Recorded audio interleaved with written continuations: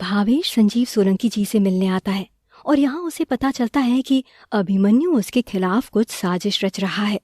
संजीव सोलंकी जी भावेश को अपने परिवार के साथ शहर छोड़ने की सलाह देते हैं। भावेश ये सुनकर बहुत हैरान था, पर वो कुछ भी नहीं कहता है, बस इतना बोलकर वहां से निकल जाता है।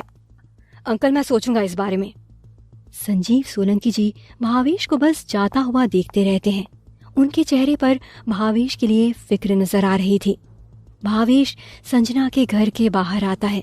संजीव सोलंकी की बातों को सोच सोच कर उसे अब बहुत गुस्सा आ रहा था। अभिमन्यु की इतनी हिम्मत कि मेरे और मेरे परिवार के खिलाफ साजिश रच रहा है। ये सुधरेगा नहीं। लगता है इसे फिर अच्छे से सबक सिखाना ही पड़ेगा। भावेश गुस्से में अभिमन्यु को सबक सिखाने के लिए वहां से निकल जाता है। भावेश पूरे रोष में अभिमन्यु के घर आता है और जैसे ही वो दरवाजे के अंदर जाने वाला होता है, तभी उसे अभिमन्यु के घर से पन्नू बाहर आते हुए दिखता है। भावेश ये देखकर एकदम दंग रह जाता है और जल्दी से वहीं छुप जाता है। उसे तो अपनी आंखों पर यकीन ही नहीं हो रहा था। पन्नू, ये पन्नू अभिमन्यु के साथ क्या कर रहा है? फिर भावेश एक पल के लिए सोचता है और उसे उसके सवाल का जवाब मिल समझ गया।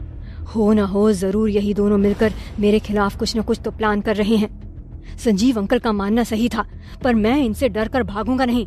मैं इनके हर एक साजिश को नाकामयाब कर दूंगा, चाहे मुझे अब किसी भी हद तक जाना पड़े। फिर भावेश पन्नू के पीछे पीछे जाने लगता है। पन्नू बहुत ही आराम से रोड पर चल रहा है, जैसे कि उसे किसी भी बात की फिक्र भी नहीं है, और भावेश चुपके से सतर्कता के साथ उसका पीछा कर रहा है। कई देर तक भावेश पन्नू के पीछे चुपके चुपके चलता रहता है और पन्नू बेफिक्र होकर चले जा रहा है। भावेश को कुछ समझ नहीं आ रहा था कि पन्नू आखिर कहाँ जा रहा है। कुछ पल बाद पन्नू एक जगह रुकता है। वो एक सुनसान सी जगह है। आसपास बहुत सारे पेड़ हैं। पन्नू यहाँ वहां देखता है। भावेश तुरंत ही छुप जाता है और फिर पन्नू उन पेड़ों के बीच चला जाता है। भावेश को बड़ी हैरानी होती है और वो सोचता है, आखिर ये पन्नू इतने अंधेरे वाली जगह क्यों जा रहा है। फिर भावेश तुरंत ही पन्नू के पीछे उन पेड़ों के बीच जाने लगता है, पर पेड़ों के बीच आते ही भावेश को पन्नू कहीं भी नजर नहीं आता। पन्नू गायब हो चुका है। भावेश चारों ओर ढूंढने की कोशिश करता है। वहां चारों ओर पेड़ हिल रहे हैं। भावेश सभी जगह देखता है, पर उसे पन्नू कहीं भी नहीं मिलता। भावेश को बहुत हैरानी होती है। आखिर ये पन्नू कहाँ गायब हो गया? अभी तो यहीं था। यहाँ से कहीं दूसरी ओर जाने का रास्ता भी नहीं है। फिर कहाँ गया? भावेश फिर वहां से बाहर निकलता है और तुरंत ही इंस्पेक्टर सूर्य कुमार को फोन लगाता है और उनसे मिलने के लिए बोलता है। कुछ देर बाद उसी जगह इंस्पेक्टर सूर्य कुमार भावेश से मिलने आते हैं। भावेश कुछ परेशान सा नजर आ रहा है। वो भावेश से पूछते हैं, क्या हुआ भावेश, तुम इतना परेशान क्यों हो? तभी भावेश उन्हें बताता है कि मैंने आज पन्नू को और अभिमन्यु को साथ में देखा। मुझे लगता है वो दोनों साथ मिलकर कुछ प्लान कर रहे हैं। इंस्पेक्टर सूर्य कुमार ये सुनकर बहुत हैरान होते हैं और फिर वो पूछते हैं, अभिमन्यु कौन? भावेश उन्हें बताता है, अभिमन्यु रतन जोशी का बेटा, जिसके पिता के बारे में मैंने ही सभी पुलिस वालों को बताया था। अब पन्नू अभिमन्यु के साथ मिलकर मेरे खिलाफ कुछ प्लान कर रहा है। मुझे डर है कि कहीं इन सब के बीच में मेरे परिवार को कोई नुकसान न पहुंचे। तभी इंस्पेक्टर सूर्य कुमार भावेश से कहते हैं, तुम फिक्र मत करो, मैं पन्नू की तलाश कर रहा हूँ, पर अभी तक नहीं मिला है। वो अपने घर से भी गायब हो चुका है, पर मैं हार नहीं मानूंगा और मैं अभिमन्यु के इरादों के बारे में भी पता लगाने की कोशिश करता हूँ। पर भावेश, हम ये ज्यादा दिन तक नहीं रोक पाएंगे। तुम्हें खुद को उस लेवल तक ले जाना होगा जहाँ तुम उस वायरस सिस्टम का सामना कर सको। हमारे पास और कोई चारा नहीं है। वो वायरस सिस्टम क्या करने का सोच रहा है ये कोई नहीं जानता। वो इंसानों की दुनिया से बिल्कुल अलग चलता है। उसकी सोच किसी को समझ नहीं आती, लेकिन उसकी सोच हमेशा विनाशकारी ही होती है। इसलिए तुम्हें जल्द से जल्द खुद को अपग्रेड करना होगा और बाकी चीजों की तुम फिक्र मत करो। बाकी चीजें मैं संभाल लूंगा। इतना बोलकर इंस्पेक्टर सूर्य कुमार वहां से जाने लगते हैं। तभी भावेश उन्हें रोकता है। सर, क्या आप जानते हैं कि आपको और सुपर सिस्टम को किसने बनाया है? तभी सूर्य कुमार पलटते हैं और कहते हैं, जिसने भी हमें बनाया था उसने कभी हमें अपना नाम नहीं दिया। शायद वो कभी चाहता ही नहीं था कि इन दोनों के जरिए उसका नाम हो या उसकी पहचान बने। वो सिर्फ नई दुनिया की खोज में ऐसा सिस्टम बनाना चाहता था जिससे वो कुछ ऐतिहासिक ढूंढ पाए, पर उसके साथ काम करने वालों को ये मंजूर नहीं था। इससे ज्यादा मेरे पास कोई और जानकारी नहीं है। मेरे पास बस एक मकसद है, सुपर सिस्टम को गलत हाथों में जाने से बचाना। मैं उसी को पूरा करता रहता हूँ क्योंकि मैं जानता हूँ कि सुपर सिस्टम ही उस वायरस सिस्टम को खत्म करने की ताकत रखता है। इसलिए तुम्हें उसे ध्यान से इस्तेमाल करना सीखना होगा, उसकी ताकत को खोलना होगा, तब जाकर तुम उस वायरस सिस्टम का सामना कर पाओगे। इतना बोलकर इंस्पेक्टर सूर्य कुमार वहाँ से निकल जाते हैं। भावेश कुछ पल इंस्पेक्टर की बातों के बारे में सोचता है और फिर वो भी अपने घर की ओर निकल जाता है। भावेश के जाते ही पीछे के पेड़ और झाड़ियां हिलने लगती हैं और तभी उन अंधेरे घने पेड़ों के बीच से पन्नू बाहर आता है। वो मुस्कुरा रहा है। उसे देखकर पता चल रहा है कि उसने सब कुछ सुन लिया है। तभी पन्नू कहता है, भावेश तुम चाहे जितनी भी अपनी ताकत बढ़ा लो, पर मैं ये बात जानता हूँ कि तुम मुझे कभी नहीं हरा पाओगे। पहले तो मैं सिर्फ तुम्हारे सिस्टम को मारना चाहता था, पर अब मैं उसे अपने साथ मिलाकर दुनिया का सबसे पावरफुल सिस्टम बनाऊंगा। अब तुम उसकी जितनी भी ताकत बढ़ाओगे उतना मेरा ही फायदा होगा। और फिर पन्नू जोर जोर से हंसने लगता है। अगले दिन सुबह उठकर भावेश होटल रॉयल जाता है। आज होटल रॉयल में बहुत भीड़ है, सब काफी व्यस्त नजर आ रहे हैं। भावेश को देखकर काफी हैरानी होती है क्योंकि अब तक उसने इतनी भीड़ नहीं देखी थी। तभी वो अंजना के पास जाता है। अंजना भी काफी व्यस्त नजर आ रही है। वो कुछ डॉक्यूमेंट्स को पढ़ते हुए साइन कर रही है। भावेश अंजना से कहता है, हेलो, कैसे हो आप? अंजना भावेश की ओर देखती है और मुस्कुराती है। फाइनली तुम आ गए, मुझे तो लगा कि तुम भूल ही गए हो।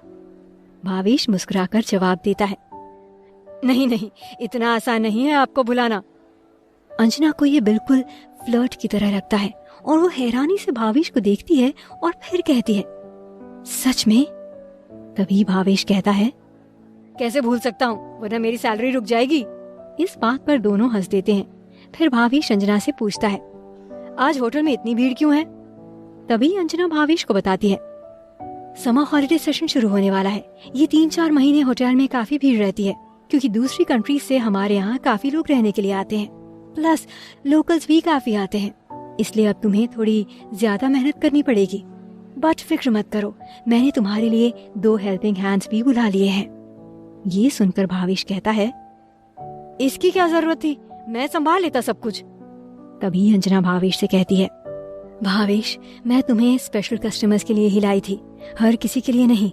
तुम सिर्फ रॉयल कस्टमर्स को ही संभालोगे, जैसा कि एग्रीमेंट में लिखा है। तुमने तो पढ़ा ही होगा ना, क्योंकि तुम उस दिन बहुत ध्यान से पढ़ रहे थे। अंजना के उस टॉन्ट पर भावेश को हंसी आ जाती है और फिर वो हाँ में सिर हिलाते हुए कहता है, हाँ क्यों नहीं, मैंने जरूर पढ़ा था। फिर दोनों हंसते हैं। फिर कुछ पल बाद भावेश किचन में चला जाता है। किचन में भावेश को 2 नए शेफ मिलते हैं। एक का नाम है सुरेंद्र और दूसरे का नाम है जिग्नेश। भावेश जैसे ही किचन में आता है, वो दोनों तुरंत ही भावेश से मिलने के लिए आ जाते हैं। Hello sir. हेलो सर, बहुत सुना है आपके बारे में, आज फाइनली आपसे दर्शन भी हो गए। भावेश भी उन दोनों से हाथ मिलाता है और कहता है, प्लीज मुझे सर मत बोलो, मेरा नाम भावेश है। तभी जिग्नेश कहता है, सर आप ग्रैंड मास्टर शेफ है, ऐसे कैसे हम आपको इज्जत ना दें। तभी भावेश मुस्कुराते हुए कहता है, आप दोनों मुझसे उम्र में काफी बड़े हैं, इसलिए मैं आपसे रिक्वेस्ट करना चाहूंगा कि आप मुझे मेरे नाम से ही बुलाएं। फिर वो दोनों भावेश की बात मान लेते हैं और फिर भावेश को बताते हैं कि उन्होंने क्या क्या बनाया है। भावेश उनके हाथ का खाना टेस्ट करके देखता है और भावेश को खाना बहुत पसंद आता है।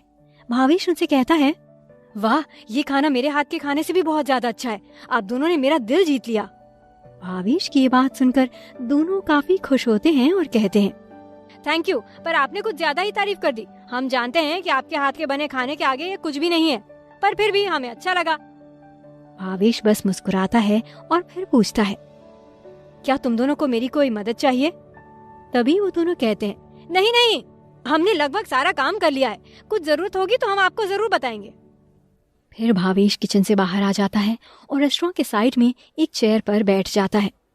तभी उसे सामने एक कपल बैठा हुआ नजर आता है। दोनों साथ में लंच कर रहे हैं और अपने हाथों से एक दूसरे को खाना भी खिला रहे हैं। दोनों के बीच काफी प्यार नजर आ रहा है। भावेश को ये सब देखकर अपने दिन याद आते हैं जब वो संजना के साथ डिनर पर गया था। कैसे उन दोनों ने एक साथ वक्त बिताया था, कैसे साथ में डांस किया था और कैसे दोनों एक दूसरे के करीब आए थे। भावेश को ये सब बातें याद आती हैं और फिर उसके मन में वही सवाल घूमने लगते हैं कि आखिर संजना एकदम से उससे दूर क्यों चली गई? क्या इतनी भी बड़ी कोई गलती हो गई थी मुझसे? भावेश का दिल कहता है, भावेश तुम्हें उसे ढूंढने के लिए यूएस से जाना चाहिए। इस बारे में भावेश सोचने लगता है। तभी एक शख्स जिसने हुडी पहनी हुई है उसका चेहरा नजर नहीं आ रहा है।